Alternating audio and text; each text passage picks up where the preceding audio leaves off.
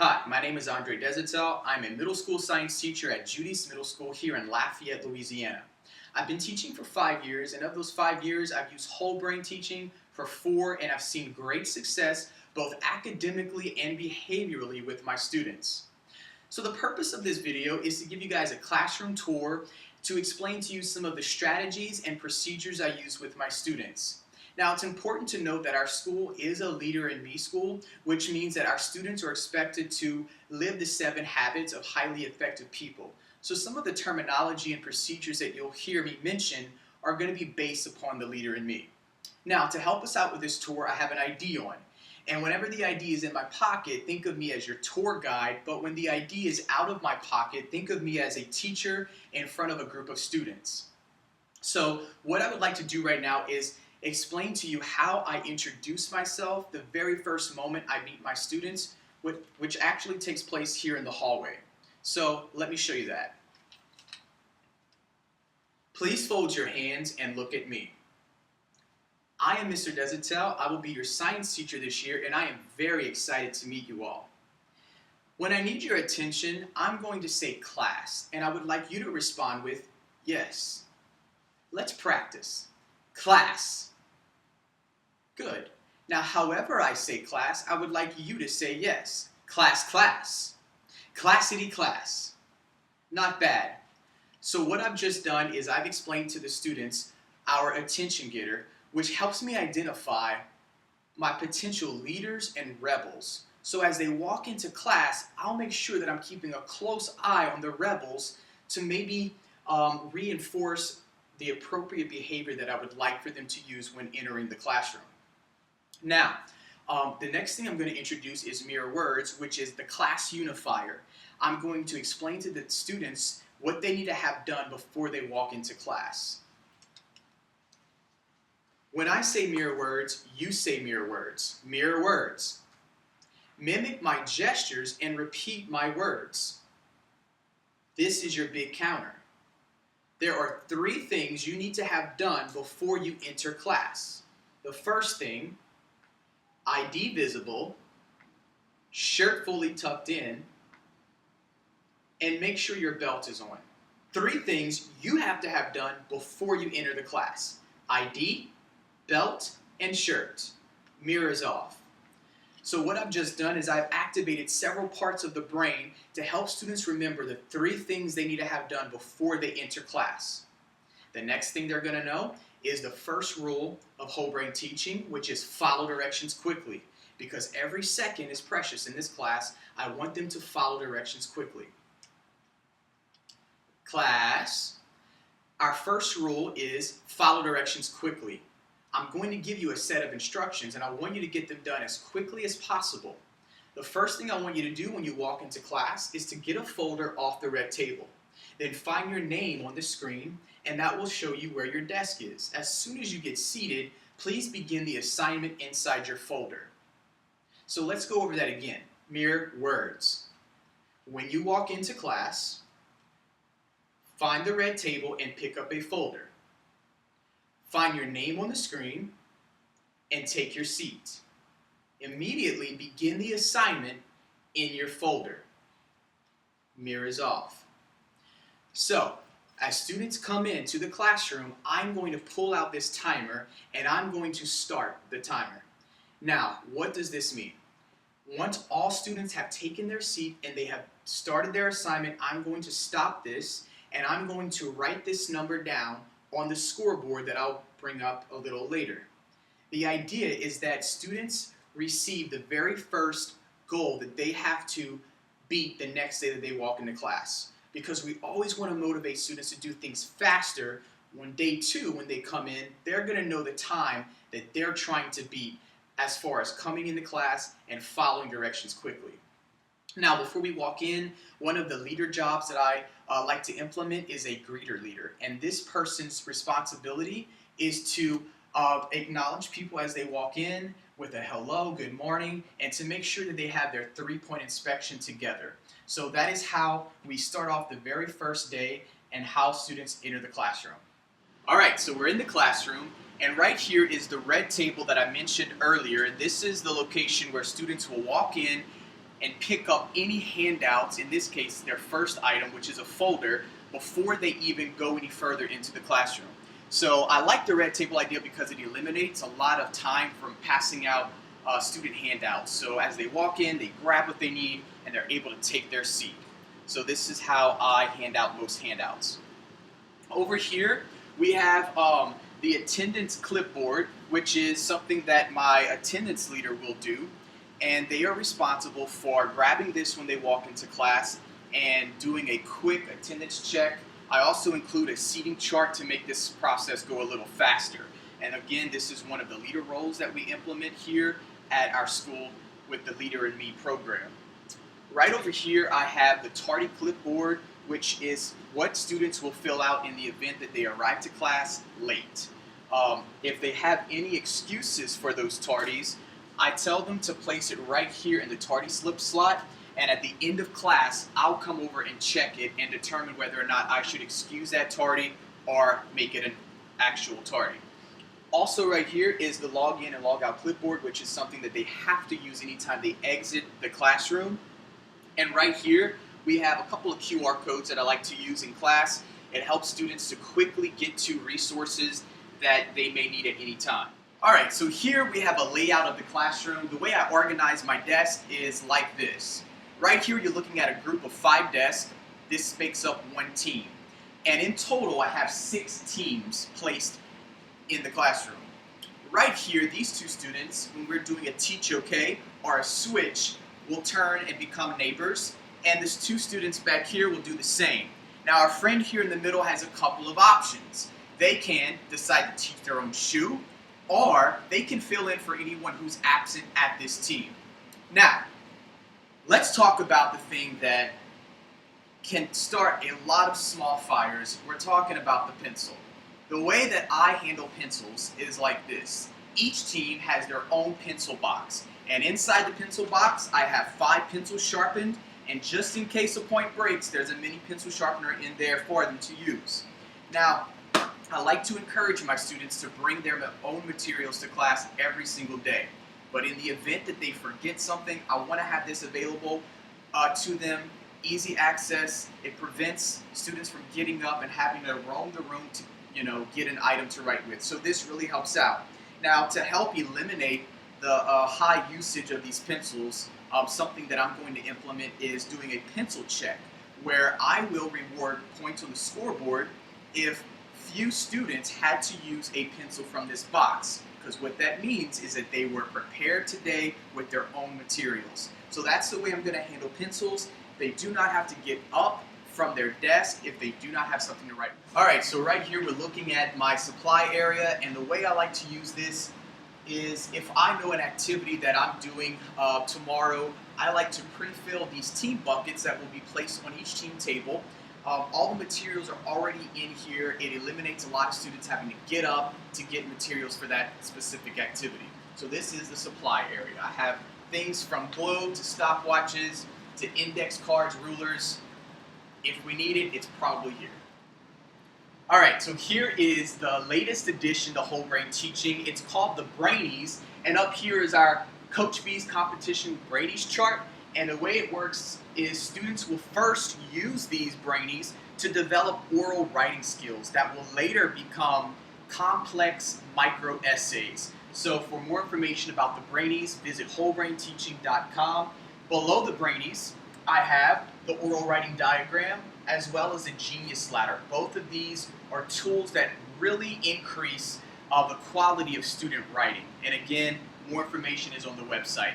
Now, what I've done is I've taken the big chart and have it shrunken down to this right here, and students will get a copy of this and use a dry erase marker. So when I have my 1s and 2s teaching each other, one of them can be checking off which Brainies their neighbor used. And we can make this into a competition where we set goals and try to beat those goals. So this is Competition Brainies, a really cool brand new strategy that Whole Brain is using.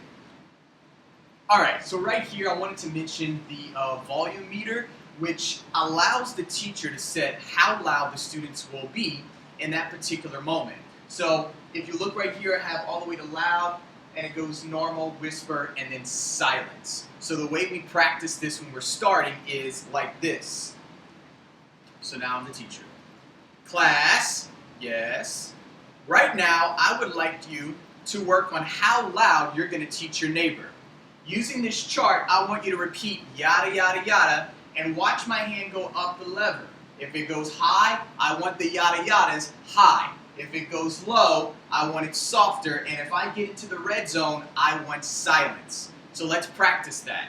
And so I would go into the yada, yada practice where they are getting used to the volume that I would like them to be at. And again, you can always adjust this by going back here. It's a great tool to use whenever you want to control noise level. Right here I have the Promethean board, which has the assignment for the students right when they walk into class. So I tell them that they start class, not me, and not the bell. So when they walk in, they take their seat. Everything that they have to do is right here for them, ready to go. And the very first thing at the top is follow directions quickly, which we always want to encourage students to do. All right, so here we've made it to one of my favorite parts, the Super Improver League. Now the way this works in secondary is instead of putting individual student names up here, because we might teach 100+ students, we instead put class cards. And right now, you might notice that they're all white cards. This means that all classes start out as a rookie class. Now, as they improve upon goals, they're going to climb this ladder, hopefully all the way up to a living legend class. The way it works is we are going to celebrate classes that make improvements. And the first goal that they have is the class yes goal. So whenever I see a class that's really giving me a quick response and hands are folded, I'm going to reward them a point on their goal card. Now, eventually, when they conquer that goal, I'm going to be putting a tally mark with a dry erase marker onto their class period card. When they reach 10 marks on this card, their rookie card gets peeled off, and then they move up to a star class. The great thing about this is classes get really competitive because when they see other colors start to pop up, it really motivates them to try to catch up to the other classes. Now, the way the Super Improver League Leaders works is if I have a class and I see a couple of students really doing well on a certain technique, I may want to call them up to the front of class to demonstrate that to the entire class. So the Super Improver League Leaders really helps to reinforce what techniques you want the whole class to get better on.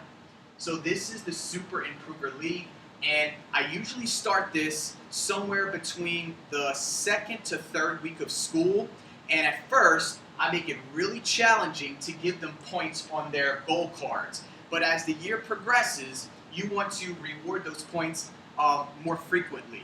And by the end of the year, you want to rain down those points. All right, and you want to amp up how exciting it would be to be a class that reaches the Living Legend status.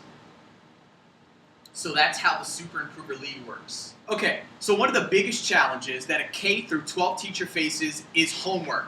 So the way we motivate homework is by using a whole brain teaching strategy called the Universal Homework Model.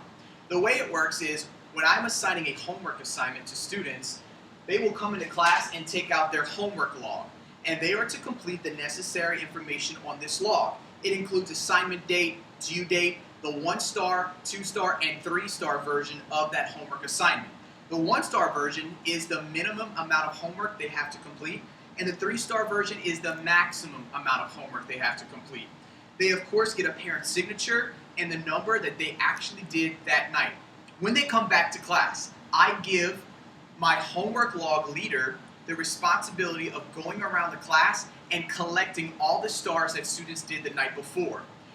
Once that number has been accumulated, it gets transferred to the homework board up here, next to their class period. Now the great thing about this, it also helps motivate students to do as much homework as possible when they see other class period numbers start to get closer to theirs. So this is another really great way to motivate homework because we're not telling students they have to complete this amount of homework, we're putting the option on them.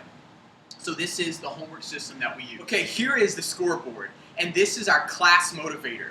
The great thing about the scoreboard is it engages the limbic system of the brain, which is the emotional center. Now, It really helps you to get the majority of your students behind your leadership, and it also helps to reinforce behaviors you want repeated in the future. So because I'm a 7th grade teacher, this is how my scoreboard game is set up. On this side I have 7th grade, and on this side I have high school. Now students naturally want to be grade levels higher than they are, so why not get them to try and do that? So how do you demonstrate this for the first time to your group of students? Class, yes. Over here is the scoreboard game. We're going to play this every single day. And there's only one rule to this game. Keep the scorekeeper happy. Now what keeps the scorekeeper happy are two things: learning and having fun. When you're learning and having fun, like a high school student, you're going to get a point on the high school side. When you're learning like a 7th grader, you'll get a point on the 7th grade side. Now, when you walked in today, I was timing to see how fast it would take for you to complete your first assignment. I'm going to write that time right here in just a moment. Tomorrow, I want to see if you guys can come in and beat this time. And if you do, you're going to get points on the high school side. So that is the way that I would introduce the scoreboard game the very first time. And like I said, it's a great way to get the majority of your students behind your leadership and repeating behaviors you want in the future. A few more things I wanted to mention about the scoreboard. Eventually you're going to have that student that asks, well, what happens when we get more points on the high school side than the 7th grade side? You can respond with the same thing that happens when you beat a level on Candy Crush or win a football game. You get the joy of winning. Now we all know that's only going to last so long, so you'll want to keep some tricks in your pocket. One that I like to pull out is the more homework versus less homework. Kids really get motivated when they're playing for that. And it keeps things fresh when you're changing the game up on the scoreboard. Now another thing to note is you want to make sure you keep the points close. Just like any sports game that you're really invested in, the game is close, the teams are really close in score, and so you get your limbic system really engaged and revved up when that's happening. Now if you're ever going outside, this is one way that you can take the scoreboard with you, is by attaching it to a lanyard. Bring a dry erase marker and you can get points that way. We also have a scoreboard app that you can download if you choose to do that. Okay, so right here is a whiteboard easel that I like to keep updated. It's a great tool to use for administrators that may walk into your classroom and just want a quick reference of what's happening for that specific day. Now, I also assign a greeter leader in the class, and that person's responsible for answering the door anytime an adult walks in, and will use the easel whiteboard as a reference to explain to that person what's happening. As you can see, I have the date, I have today's agenda, so the things that we're going to be learning today are posted here, any reminders, and graded on, meaning whatever assessments are going to go on that day will be posted right here. And just like I mentioned earlier about the 3-star homework, that can be posted here as well. So this is the whiteboard easel. Okay, so right here is the while you were out bin, and the way this works is if a student was absent and they return to class, they will find the day of the week that they were absent and pull out any missing forms that they may need. Now below the bin I have these trays with class hours posted on each tray, and whenever I'm collecting an assignment, I ask for my paper leader to go around and collect all the papers from students and come and deposit them into the appropriate tray. And of course, I like to time this because I want this process to be quick, because every second is precious. Okay, here is the observation station that I have set up in the back of the room. When we're doing an ongoing science experiment, I have it set up in the back. So I have the hours posted on these shelves, and students can come back here and make their observations and record them as necessary. Alright, so that concludes the classroom tour. I hope you picked up a few tips, and if you have any suggestions on how I can improve on a procedure or a strategy that I mentioned in the video, I welcome your feedback. You can email me at andredezitel@wholebrainteaching.com, and feel free to like the Whole Brain Teaching Facebook page and visit the website at www.wholebrainteaching.com for more information. Also, you can pick up the Whole Brain Teaching book on Amazon.com. Huge thanks to my wife and family for their support and help in getting the new school year ready for me, and also to my Whole Brain Teaching colleagues Really appreciate everyone's dedication and hard work into making this happen. Thank you.